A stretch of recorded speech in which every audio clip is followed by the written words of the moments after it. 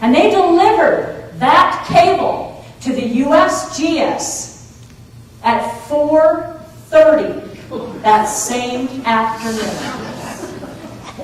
Now, how much money would it take for you guys to do that job? Probably not enough money in the world, right? Well, they made quite a bit of money. In fact, they made an entire extra day's pay. $1 a piece. Now remember, there has been some inflation since the 1930s, so that dollar today is worth $16.12 today. Would any of you do that job for that little amount of money? There's probably nobody in the world that would do that, but this really shows us how desperate these times were. These men were willing to do that kind of physical labor for $1 extra that they could send back home to their families. But it might sound like it was all work and no play down there. And these guys had some leisure time. For the most part, they only worked 5 days a week. Depending on the projects, sometimes they did work 6 days a week, but they did have time off. And it was very important in all of the CCC camps around the country that the men had plenty to do to fill their leisure time. And it was no different down at Phantom Ranch. So these guys had a lot to keep them occupied. They did have a recreation hall down in their camp where they could go into that recreation hall and play cards or read books, play board games. They even showed silent movies every Saturday night in the recreation hall down there. They also had a lot of sporting events that these men could take place in.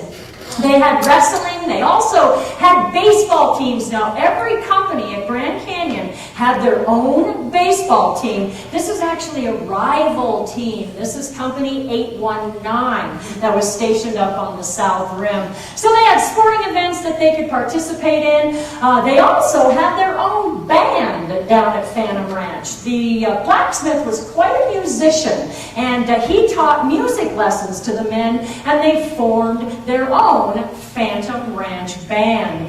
But they also celebrated holidays in the Inner Canyon. Now remember, they were down there during the winter months. And I'm sure most of you can remember the very first time that you were away from your family during a holiday season. And you probably remember that that wasn't a really good feeling to be away from family and friends. Well, it was the same thing for these men down at the bottom of the canyon. They were miles from home. And for many of these guys, they were very, very young. They might have been only 16, 17 years old, away from home. So when holidays came around, they were celebrated in style. And we can see that from this original menu from a Thanksgiving dinner in 1934. They had the turkey dinner with all the trimmings, just to help these boys feel just a little bit closer to home during the holidays. But they also had opportunities to further their education. Now, a lot of these men, when they came into the Civilian Conservation Corps, they might not have had more than an 8th grade education. Many men in the CCC were able to get their high school diplomas while they were enrolled in the Civilian Conservation Corps. They got their high school diplomas many times through correspondence courses. But there was also men who may have just had an interest in particular subjects like photography, and they could take correspondence courses in subjects like that as well. But this living conditions down at the bottom of the canyon, remember, they were doing some very, very dangerous work down there. And there was also 200 men that were living in pretty close quarters with one another, which means because of the dangerous work, there were some injuries that occurred, and also some illnesses went through the camp as well. But there were Army doctors that were stationed down at Phantom Ranch full-time to help take care of any medical needs that might arise. In fact, one of the cabins at Phantom was set aside as a little clinic and a hospital facility, so most of the men's medical needs could be taken care of right down at Phantom Ranch.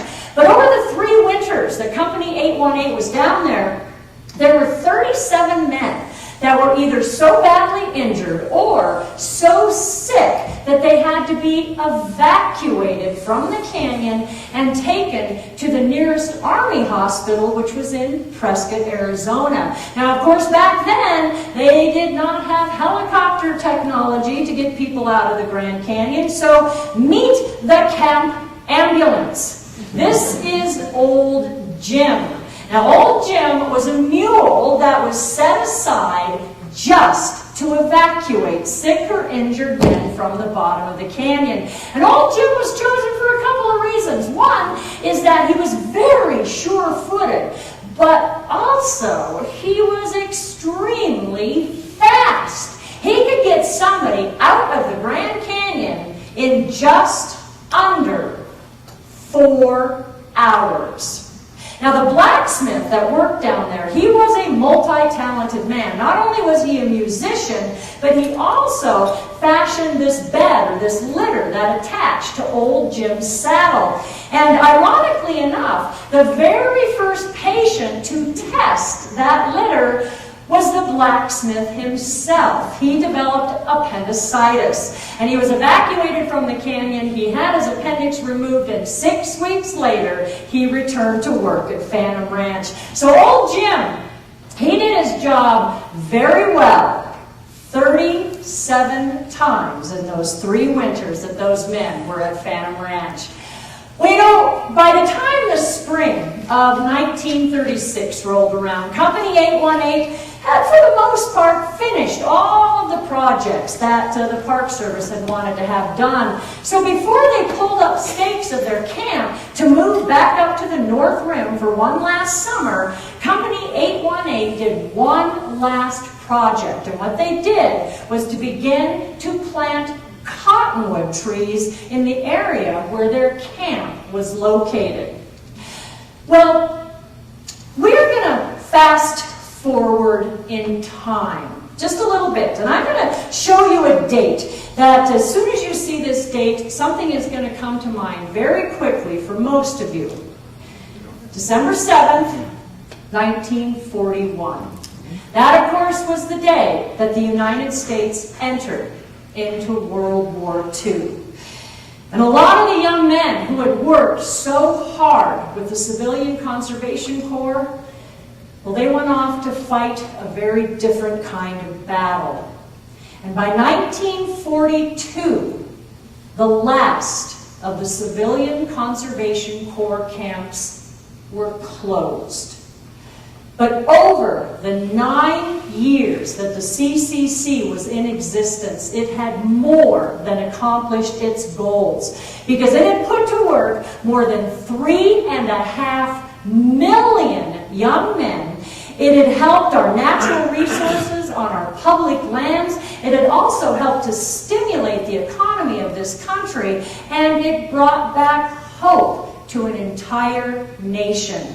And many say that it is the Civilian Conservation Corps that saved an entire generation of young men from the desperation and the despair of the Great Depression.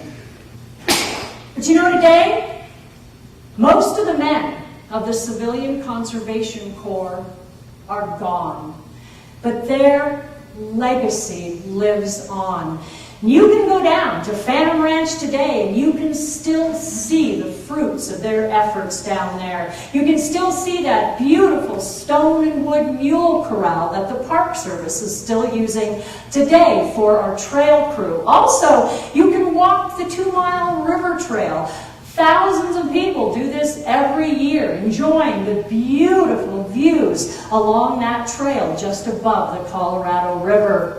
But also you can go up the Clear Creek Trail. And not too far up that trail, there's a wonderful little overlook that looks right straight down onto Phantom Ranch. And if you've ever been up there, or if you ever have the opportunity to go up to Phantom Overlook, not only take in the beautiful view, but also take a seat on this beautiful stone bench that was built by the CCC right into the natural rock wall. And something else that you want to notice are the rock retaining walls that the men built to shore up the trail itself. And if you look very carefully at those rock walls,